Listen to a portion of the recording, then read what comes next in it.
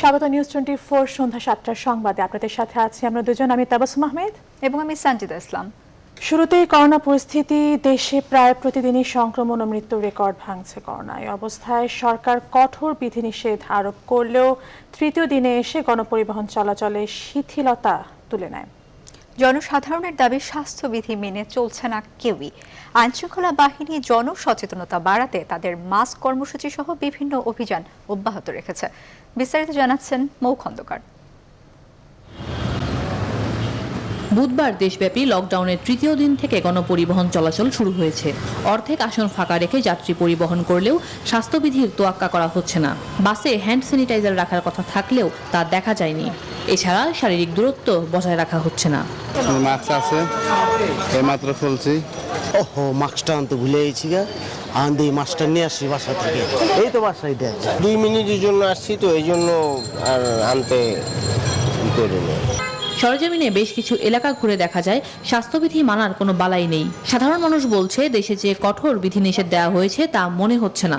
কোনো পরিবহনে আমি এখন পর্যন্ত দেখি নাই যে ওঠার আগে কোনো স্যানিটাইজার দিছে। ইভেন অনেক কন্ট্রাক্টর তাদের মুখে কোনো মাস্ক দেখি নাই। এই গরম পড়তেছে তো লাগিয়ে দিতে পারি না, মুখে লাগা দিতে পারি না। দেশে করোনা ভাইরাসের সংক্রমণ বাড়তে থাকার প্রেক্ষাপটে মানুষকে মাস্ক ব্যবহারে আগ্রহী করতে মাঠে নেমেছে পুলিশ। প্রতিদিনের কর্মসূচির অংশ হিসেবে সকালে ঢাকা মহানগর পুলিশের পক্ষ থেকে রাজধানীর বিভিন্ন এলাকায় মানুষের হাতে মাস্ক তুলে দেওয়া হয়। মাঠে ঘাটে কাজ করে যাচ্ছি, লোকজনকে সচেতন করার চেষ্টা করছি, সকলকে সচেতন হওয়ার আহ্বান করছি। পাশাপাশি যারা আমরা সচেতন রয়েছি তারা যেন আমার পাশের লোককে সচেতন করি, এই আহ্বান জানাচ্ছি। এদিকে রাজধানীর চকবাজারে স্বাস্থ্যবিধি না মানায় অস্বাস্থ্যকর পরিবেশে খাদ্যদ্রব্য মজুত ও পরিবেশন করার দায়ে দুটি প্রতিষ্ঠানকে অর্থদণ্ড দিয়ে সতর্ক করে দেয় ভ্রাম্যমাণ আদালত। এইটা যদি ভবিষ্যতে তারা একই কাজ বারবার করে তাহলে আমরা আরো কঠোর থেকে কঠোরতম হব। প্রাথমিকভাবে আমরা জরিমানা করছি, বাট পরবর্তীতে আমরা কারাদণ্ডের দিকেও আমরা নজর দিব। মাস্ক পরা ও স্বাস্থ্যবিধি মানানোর বিষয়ে প্রয়োজনে সামনে আরও কঠোর হবে জানালেন পুলিশ ও ভ্রাম্যমাণ আদালত। মৌ খন্দকার, নিউজ 24, ঢাকা। দেশে করোনায় একদিনের সর্বোচ্চ ৭,৬২৬ রোগী শনাক্ত হয়েছে। টানা 4 দিন ধরে দেশে করোনায় শনাক্ত 7,000-এর উপরে। গত 24 ঘন্টায় করোনায় আরও 63 জনের মৃত্যু হয়েছে। বুধবার স্বাস্থ্য অধিদপ্তরের নিয়মিত সংবাদ বিজ্ঞপ্তিতে এসব তথ্য জানানো হয়। এ পর্যন্ত দেশে মোট 6,59,278 জনের করোনা সংক্রমণ শনাক্ত হয়েছে। এর মধ্যে মারা গেছেন 9,447 জন। মোট সুস্থ হয়েছেন 5,61,639 জন।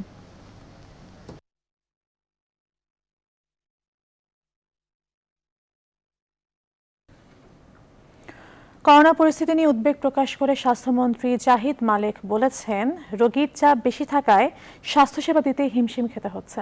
অনেকে হাসপাতালে স্বাস্থ্যসেবা পাচ্ছেনও না।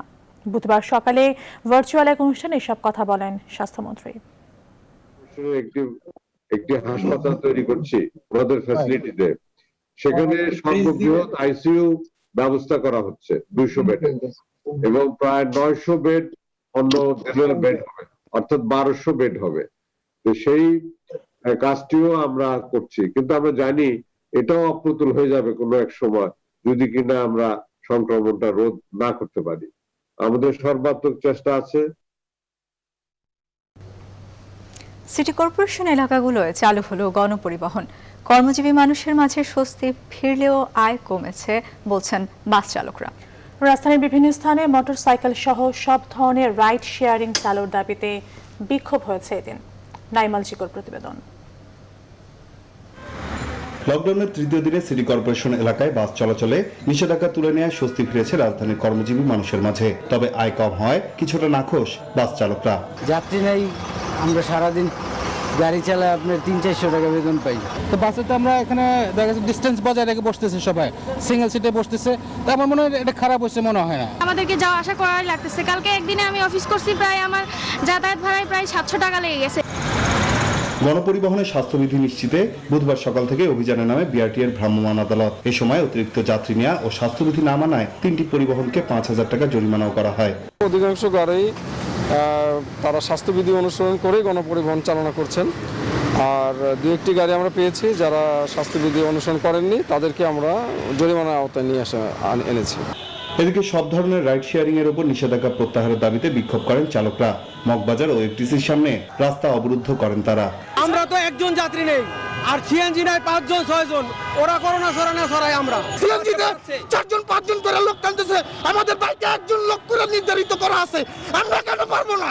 আমরা দাবি করছি বাংলাদেশ সরকারের কাছে অনতি বিলম্বে আমাদের এই রাইড শেয়ারিং সেবাটার বিষয়ে সুস্পষ্ট একটি ঘোষণা দিয়ে তাদেরকে অবমুক্ত করে দেওয়া হোক।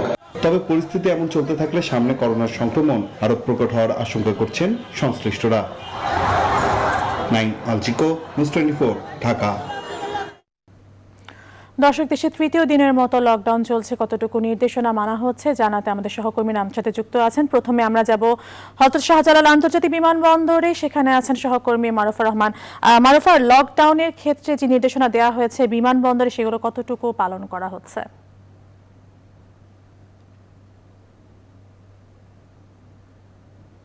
আমরা এখানে দেখছি যারা প্রবাসী শ্রমিক তাদের বিভিন্ন ফ্লাইটের জন্য তারা অপেক্ষা করছে এবং লাইনে দাঁড়িয়েছে টার্মিনালে। বহির্গমনের যাত্রীদের সংখ্যায় আমরা বেশি দেখতে পাচ্ছি। আন্তর্জাতিক যে সমস্ত দিক থেকে বাংলাদেশে আসা যে সমস্ত ফ্লাইট, সেখানের সংখ্যা কম, তবে বিভিন্ন দেশের ফ্লাইট এখান থেকে ছেড়ে যাচ্ছে। আপনি যদি দেখেন আমাদের দেশে যারা প্রবাসী শ্রমিক যারা কাজ করে, তারা এখানে আরব আমিরাত, Dubai, Kuala Lumpur, Riyadh, Guangzhou, Bangkok, এরকম অসংখ্য যাত্রী এখানে দাঁড়িয়েছেন যারা তাদের কাজে যোগ দিতে যাচ্ছেন। কেউ 2 মাস দেশে ছিলেন বা তারও বেশি ছিলেন।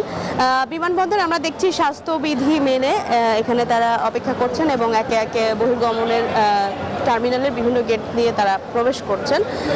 তবে আপনি জানেন যে আজকে 40টির বেশি ফ্লাইট বাংলাদেশ ছেড়ে যাবার কথা রয়েছে, তবে আন্তর্জাতিক যে সমস্ত ফ্লাইট দেশে আসে সেই সংখ্যা কমে যাওয়ায় সেদিককার যাত্রীর সংখ্যা কিছুটা কম। সেই সাথে দেশের অভ্যন্তরীণ রুটেও কিন্তু এখনো পর্যন্ত যাত্রী চলাচল এখনো পর্যন্ত স্বাভাবিক হয়নি, যেটি বাস চলাচলের ক্ষেত্রে স্বাভাবিক হয়েছে, সেই ক্ষেত্রে সেখানেও কিন্তু আমরা যাত্রী দেখতে পাইনি। তবে এখানে যাত্রীর সংখ্যা বেশি আছে এবং স্বাভাবিক রয়েছে। বিমানবন্দর কর্তৃপক্ষ বলছেন যে স্বাস্থ্যবিধি মেনেই তারা এখান থেকে যে সমস্ত ফ্লাইটগুলো আছে সেগুলো স্বাভাবিক নিয়মে তারা পরিচালনা করার চেষ্টা করছেন। এই ছিল আমার কাছে সর্বশেষ তথ্য।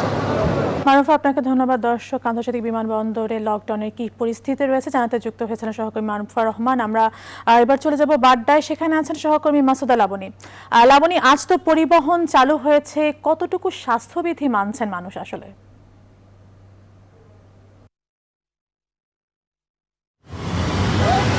তাবাসসুম, লকডাউনে কিন্তু আজকে তৃতীয় দিন এবং আপনি যেটি জানেন যে গতকালকে দ্বিতীয় দিন ছিল এবং চাকরিজীবী, যা শ্রমজীবী এবং যে মানুষ আছেন, সাধারণ মানুষের যে দুর্ভোগের কথা চিন্তা করে কিন্তু গতকালকে ঘোষণা দেওয়া হয় সরকারের পক্ষ থেকে যে আজকে থেকে বাস চলাচল করবে। সেখানে কিন্তু কিছু নিয়মনীতির কথা বলা হয়েছিল, কিন্তু সেই নিয়মনীতিগুলো কিন্তু আমরা দেখতে পাচ্ছি এবং আপনি দেখতে পাচ্ছেন রাজধানীতে এটি কিন্তু একটি গলি, অর্থাৎ মেরুল বাড্ডার একটি গলি, এখানে কিন্তু যানজট রয়েছে এবং পুরো রাজধানীর বিভিন্ন সড়কে কিন্তু এই যানজট আছে এবং প্রধান সড়কেও যানজট রয়েছে। আর বাসের ক্ষেত্রে কিন্তু বলা হয়েছে যে গণপরিবহন বলতে বাসই শুধু চলছিল না, সেক্ষেত্রে বলা হয়েছিল যে 6টার পরে বাস চলতে পারবে না, অর্থাৎ সকাল 6টা থেকে সন্ধ্যা 6টা পর্যন্ত বাস চলতে পারবে।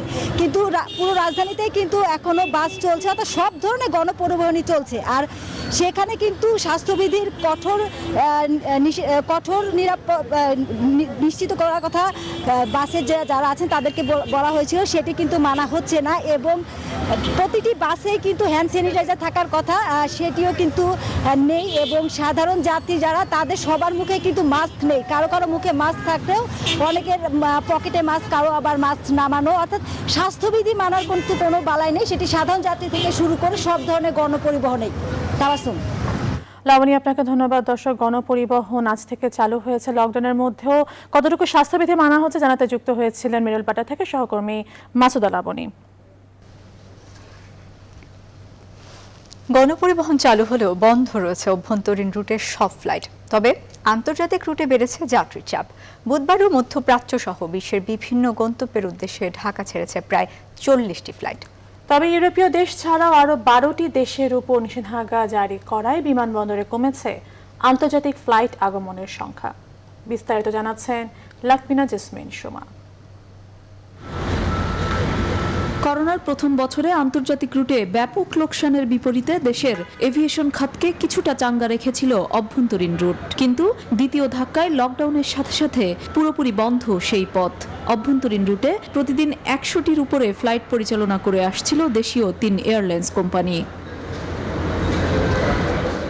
এরই মধ্যে যুক্তরাজ্য ছাড়া ইউরোপের বাকি সব দেশ এবং ঝুঁকিপূর্ণ আরও 13টি গন্তব্যে ফ্লাইট চলাচল বন্ধ করেছে বাংলাদেশ। ফলে খানিকটা স্থবিরতা নেমে এসেছে হযরত শাহজালাল আন্তর্জাতিক বিমানবন্দরের আন্তর্জাতিক আগমন টার্মিনালে।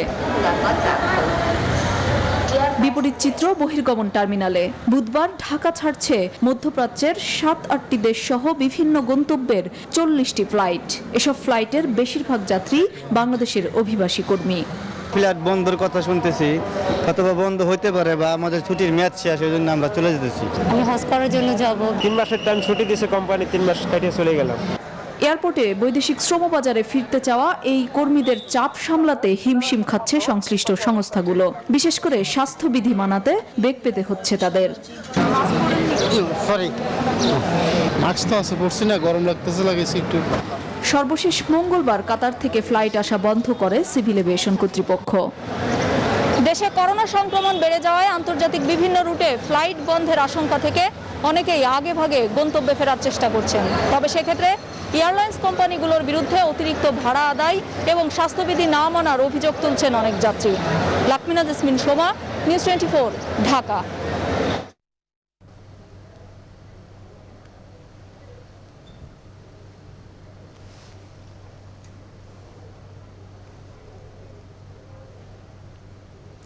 এবারের লকডাউনে পণ্য কেনার হুজুগ নেই রাজধানীর বাজারে, নেই চোখে পড়ার মতো ক্রেতাদের ভিড়। তবে বিধিনিষেধের প্রভাবে বাজারে নিত্যপণ্যের সরবরাহ কিছুটা কম। এজন্য বেড়েছে কিছু খাদ্যপণ্যের দামও, আবার কমেছেও কয়েকটির। বাজারে অনেকের মধ্যে সচেতনতা বাড়লেও স্বাস্থ্যবিধির তোয়াক্কা করছেন না কেউ কেউ। লাবুর রহমানের প্রতিবেদন। রাজধানীর বনানী কাঁচা বাজার লকডাউনের মধ্যে অনেক কম ক্রেতার আনাগোনা। অনেকটা স্বাভাবিক লকডাউনে খুব বেশি প্রভাব নেই দরদামে, যদিও সরবরাহ কম হওয়ায় কিছুটা বেড়েছে সবজির দাম। এক সপ্তাহ আগে যে শসা বিক্রি হয়েছে 25 থেকে 30 টাকায়, এখন সেই শসা বিক্রি হচ্ছে প্রায় 50 টাকায়। 25 টাকা কেজির টমেটো এখন 35 থেকে 40 টাকা। এর বাইরে বেশিরভাগ সবজি বিক্রি হচ্ছে আগের দামেই। সবজির দামও বাড়তি, মালও পাওয়া যাচ্ছে না। কাঁচামরিচ আপনি 20 টাকা কেজি কিনা হয়, ধনিয়া পাতা আপনি 30 টাকা কেজি কিনে আসে, এগুলোর দাম কম আছে। অন্যান্য টাইমের তুলনায় একটু বেশি আর কি, হালকা। তবে কমেছে পেঁয়াজের দাম, ঝাঁজ নেমেছে 35 টাকায়। রসুন বিক্রি হচ্ছে আগের দামেই 50 থেকে 60 টাকা কেজিতে। এখন দাম একদম কমই সব, আর লোকজনে নেই মার্কেটে। এই যে ফুলকপি লইলাম 60 টাকা পড়লো, রসুন, সব জিনিসের দাম বাড়তি। একই দাম আছে ডিমের, বিক্রি হচ্ছে 90 টাকা ডজন। মাছের দামও অনেকটা স্বাভাবিক, দেশি মুরগির দাম বাড়লেও কমেছে সোনালী মুরগির দাম। পোলট্রি মুরগি 160 টাকা, 55 টাকা। বেচাকেনা একবারে খারাপ, লকডাউনের কারণে লোকজন আসে না, দেশের থেকে মাছ এনে বিক্রি করতে পারি না। গরুর মাংসের দামেও খুব একটা হেরফের নেই, 580 থেকে 600 টাকা কেজি। তবে চাহিদা কম থাকায় কমেছে খাসির মাংসের দাম। খাসির মাংসের দাম এখন 850 টাকা ছিল, এখন কমছে একটু। না, গরু গোশত দাম মোটামুটি ঠিকই আছে। এসবের মধ্যে স্বাস্থ্যবিধিতে খুব একটা গুরুত্ব নেই বাজারে, যদিও অনেকের মুখেই দেখা গেছে মাস্ক। আবার অনেকের মধ্যে অবহেলা আছে স্বাস্থ্যবিধি মানতে। কই মাস্ক? এই যে পড়া লাগে না? পড়া লাগে। লাবন রহমান, নিউজ 24, ঢাকা। বৃহস্পতিবার থেকে দেশের সব শপিং মল ও দোকানপাট খুলতে চান ব্যবসায়ীরা, তবে তা সরকারি সিদ্ধান্ত অমান্য করে নয়। এই বিষয়ে সংগঠনের পক্ষ থেকে দাবি সংবলিত চিঠি প্রধানমন্ত্রীর কাছে পাঠানো হয়েছে বলে জানিয়েছেন বাংলাদেশ দোকান মালিক সমিতির সভাপতি মোহাম্মদ হেলাল উদ্দিন। প্রধানমন্ত্রীর নিকট আমরা আমাদের আবেদনটা পাঠিয়েছি। আমরা বলেছি স্বাস্থ্যবিধি মেনে আমাদের স্বল্প সময়ের জন্য দোকানপাট গুলো খুলে দেওয়ার জন্য। আগামীকালকে একটি সভা আছে, আমরা আশা করছি আগামীকালকে একটি সুসংবাদ হয়তো আমরা পাবো। আমি সবাইকে অনুরোধ করব, একক কোনো সিদ্ধান্তে কোনো মার্কেট বা দোকান খোলার কোনো সুযোগ আমাদের নাই। জুমা বা অন্যান্য ওয়াক্ত নামাজের আগে বা পরে কোনো ধরনের সভা সমাবেশ করা যাবে না বলে নির্দেশনা জারি করেছে ধর্ম মন্ত্রণালয়। করোনা প্রকোপ বাড়ায় সরকার এই সিদ্ধান্ত নিয়েছে। বুধবার সন্ধ্যায় এক জরুরি বিজ্ঞপ্তিতে এই নির্দেশনা জারি করা হয়। আরও বলা হয়, মসজিদে সামাজিক দূরত্ব ও স্বাস্থ্যবিধি অনুসরণ করে নামাজ আদায় করতে হবে। একই নির্দেশনা অন্যান্য ধর্মীয় উপাসনালয়গুলোর জন্য প্রযোজ্য হবে বলে বিজ্ঞপ্তিতে উল্লেখ করা হয়েছে।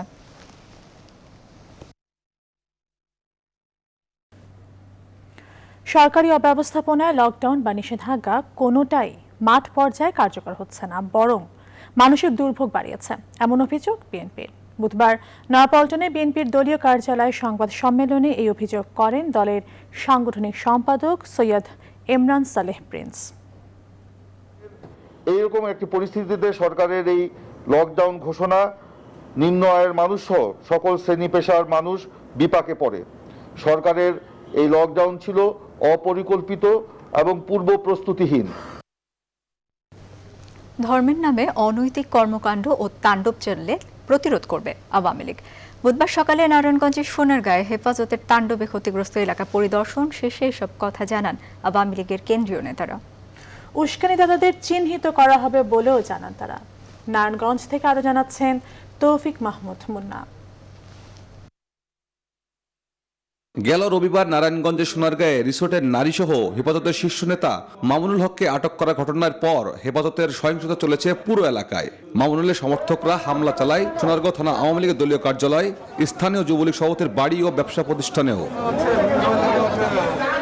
বুধবার সকালে সোনারগাঁওয়ে যান আওয়ামী লীগের যুগ্ম সাধারণ সম্পাদক মাহবুবুল আলম হানিফ ও ঢাকা বিভাগের দায়িত্বপ্রাপ্ত সাংগঠনিক সম্পাদক মির্জা আজমের নেতৃত্বে একটি প্রতিনিধি দল। আমরা আঘাত এসেছে, আমরা আঘাতের প্রতিঘাত আমরা করব, কাউকে ছাড়া হবে না এরপর থেকে। ক্ষতিগ্রস্ত এলাকা পরিদর্শন শেষে তারা বলেন, হামলাকারীদের চিহ্নিত করে তাদের বিরুদ্ধে ব্যবস্থা নেওয়া হবে। এই হাটহাজারী যারা ব্রাহ্মণবাড়িয়া এবং এই সোনারগাঁয়ে ধ্বংসাত্মক কার্যকলাপের সঙ্গে জড়িত, নাশকতা কর্মকাণ্ডের সঙ্গে জড়িত, প্রত্যেকের নাম ঠিকানা খুঁজে বের করার জন্য আমাদের নেতাকর্মীদের নির্দেশ দেওয়া হয়েছে। কে কোন দল করলো না করলো এটা এখানে বড় বিবেচ্য বিষয় নয়। হেফাজত নেতা মামুনুলের বিরুদ্ধে এখনো কোনো আইনি ব্যবস্থা না নেওয়ায় উদ্বেগ প্রকাশ করেন নেতারা। আজকে এই ধর্মভিত্তিক রাজনীতির বিরুদ্ধে সারা মানুষ, দেশের মানুষ আজকে ফুঁসে উঠেছে। আজকে এই ঘটনার পরবর্তী সময়ে তাকে হেফাজতে ইসলামের নেতা কর্মীরা জোট বেঁধে এসে হোটেল ভাঙচুর করে তাকে ছিনিয়ে নিয়ে যায়।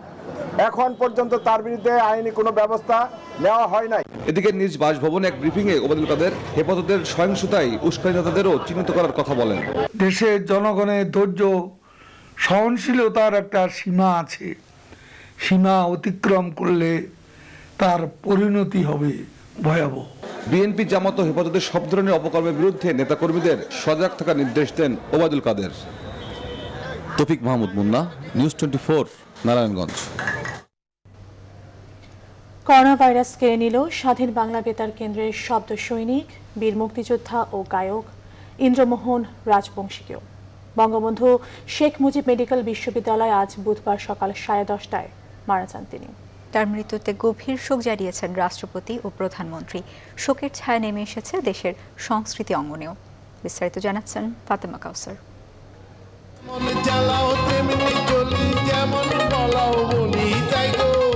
ইন্দ্রমোহন রাজবংশী ঢাকায় জন্ম নেওয়া কিংবদন্তি এই শিল্পী 1971 সালে বাংলাদেশের স্বাধীনতা যুদ্ধে মুক্তিযোদ্ধাদের অনুপ্রেরণা দিতে স্বাধীন বাংলা বেতার কেন্দ্রে গান করেন। কে কে যাবি আয় রে চল যাই রে আয় বাঙালি মুক্তি সেনা বাংলার মান বাঁচাই রে।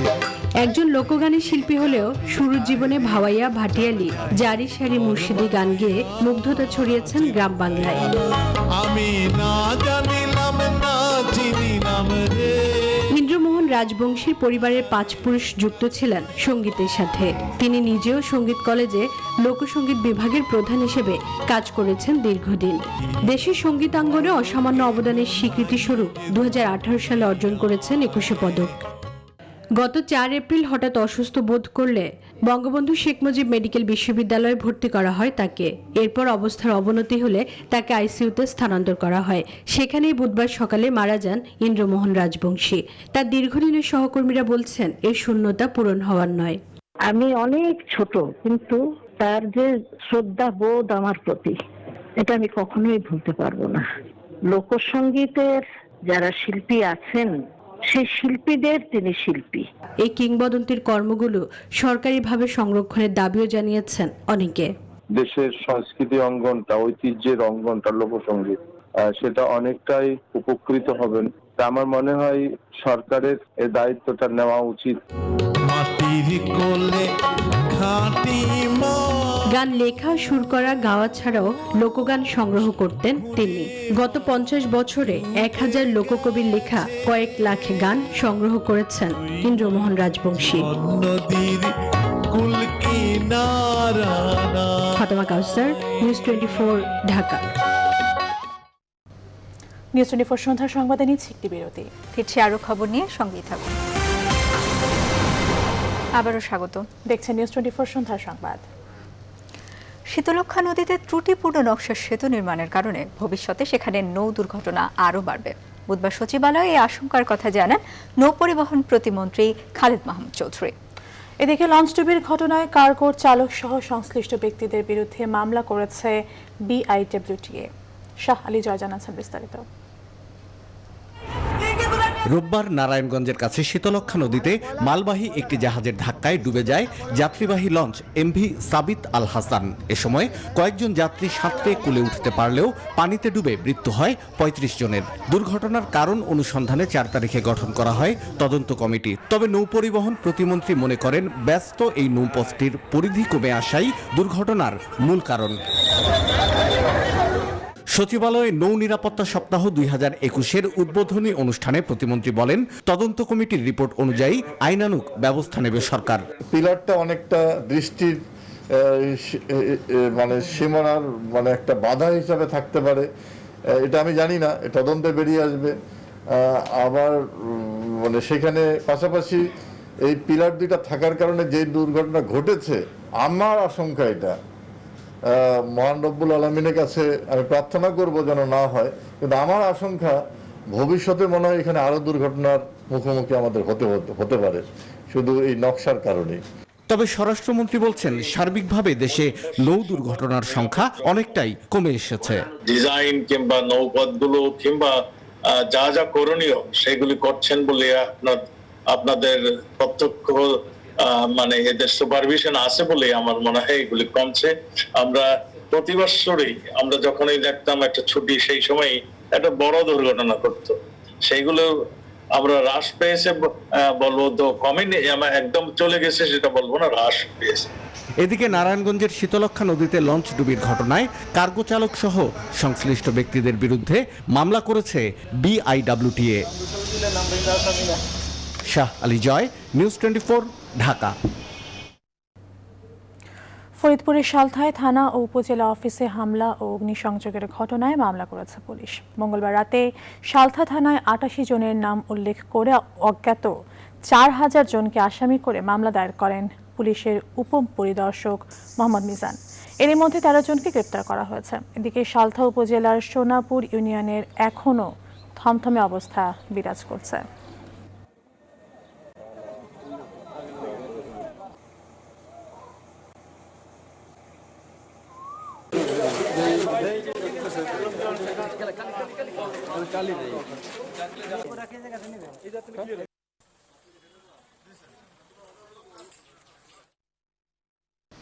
রাষ্ট্রবিরোধী উস্কানিমূলক ও ঔদ্ধত্যপূর্ণ বক্তব্য এবং বিশৃঙ্খলা সৃষ্টির অভিযোগে শিশু বক্তা নামে খ্যাত মাওলানা রফিকুল ইসলাম মাদানিকে আটক করেছে র্যাব। আজ বুধবার নেত্রকোনা থেকে তাকে আটক করা হয়েছে।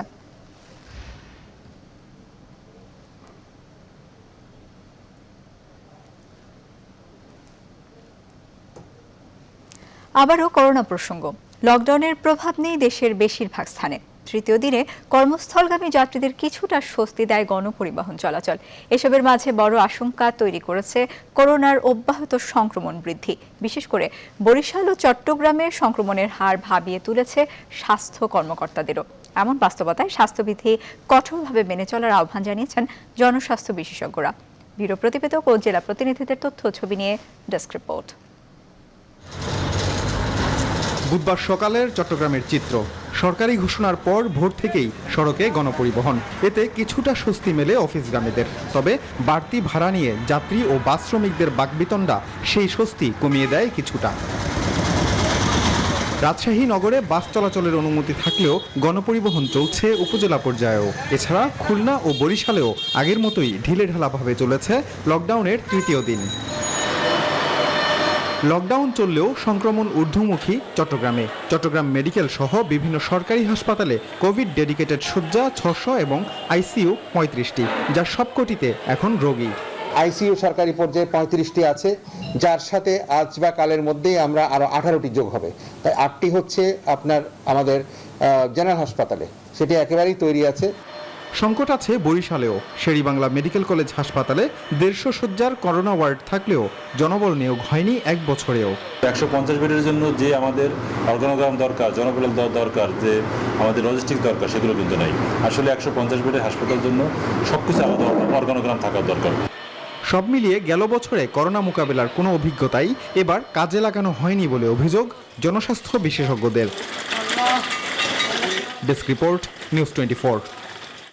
সন্ধ্যা সংবাদে আবারও বিরতি। আরো খবর নিয়ে ফিরছি, সাথে থাকুন। আবার একবার স্বাগত। দেখছি নিউজ 24 সন্ধ্যা সংবাদ। মুন্সিগঞ্জের মীর কাদিম পৌরসভার মেয়রের বাড়িতে বিস্ফোরণের ঘটনাটি গ্যাস লাইনের লিকেজ থেকেই হয়েছে বলে জানিয়েছে বোমা ডিসপোজাল ইউনিট। বুধবার সকালে সদর থানার ভারপ্রাপ্ত কর্মকর্তা আবু বকর সিদ্দিক জানান, ঘটনার পর রাতভর বোম ডিসপোজাল ইউনিট ঘটনাস্থলে কাজ করেছে। এছাড়া সিআইডি, জেলা পুলিশ ও ফায়ার সার্ভিস ঘটনাস্থলের আলামত পরীক্ষা করে বোমার কোনো আলামত পায়নি। মঙ্গলবার রাতে মীর কাদিম পৌর মেয়র আব্দুস সালামের বাসায় বিস্ফোরণ হলে মেয়রসহ 12 জন দগ্ধ হন। আহতরা রাজধানীর শেখ হাসিনা বার্ন ইউনিটে চিকিৎসাধীন রয়েছেন। এবারে ফার্স্ট সিকিউরিটি ইসলামী ব্যাংক অর্থ ও বাণিজ্যের সংবাদ।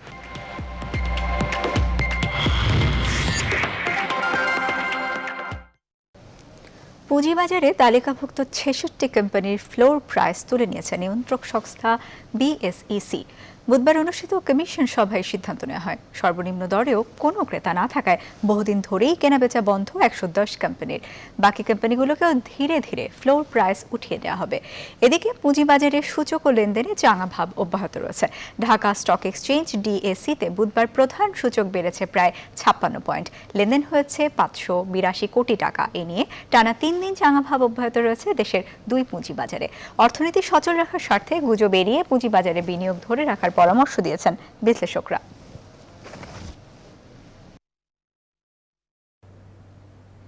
আন্তর্জাতিক প্রসঙ্গ। পশ্চিমবঙ্গে চতুর্থ দফা নির্বাচন 10 এপ্রিল। এর মধ্যে এবারে নির্বাচনকে ঘিরে প্রচারণা চালাচ্ছেন তৃণমূল ও বিজেপি।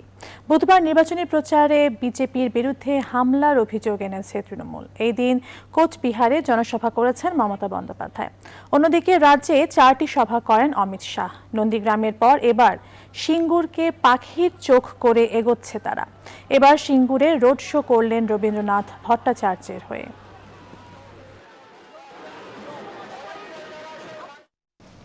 মিয়ানমারের সেনা অভ্যুত্থান বিরোধী বিক্ষোভকারীদের উপর আবারও গুলি চালিয়েছে নিরাপত্তা বাহিনী। এতে অন্তত 7 জন বিক্ষোভকারী নিহত হয়েছে। এছাড়া আহত হয়েছে আরও কয়েকজন। এছাড়া ইয়াঙ্গুনে একটি চীনা মালিকাধীন কারখানায় আগুন লাগানো এবং নেতাকর্মীরা চীনা পতাকা পুড়িয়েছে।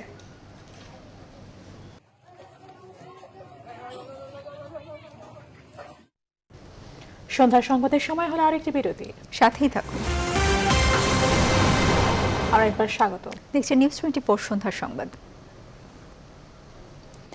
এবার বৈশ্বিক করোনা পরিস্থিতি। বিশ্বজুড়ে 24 ঘন্টায় পূর্ববর্তী দিনের চেয়ে করোনায় আক্রান্ত ও মৃত্যুর সংখ্যা আবারও বেড়েছে। একদিনে শনাক্ত হয়েছে 5,76,000-এর বেশি মানুষ।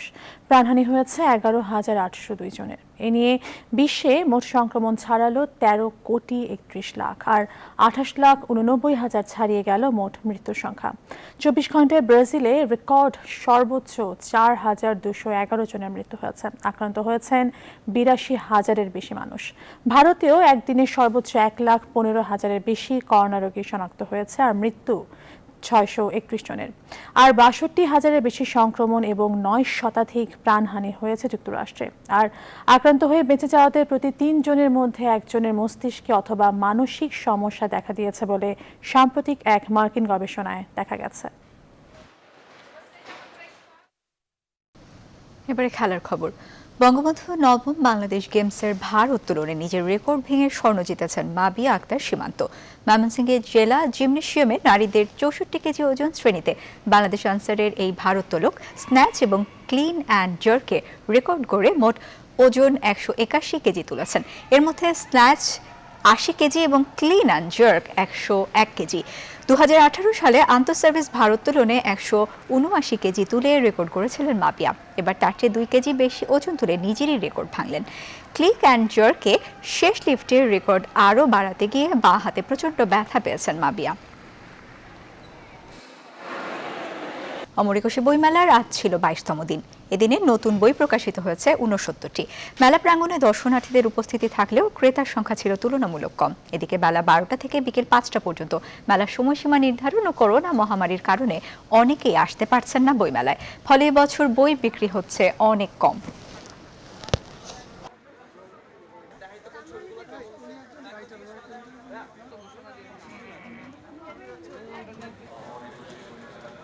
নিউজ 24 সন্ধ্যা সংবাদ এখন এ পর্যন্ত। আরও খবর বিশ্লেষণ জানতে ভিজিট করুন www.news24bd.tv। ধন্যবাদ।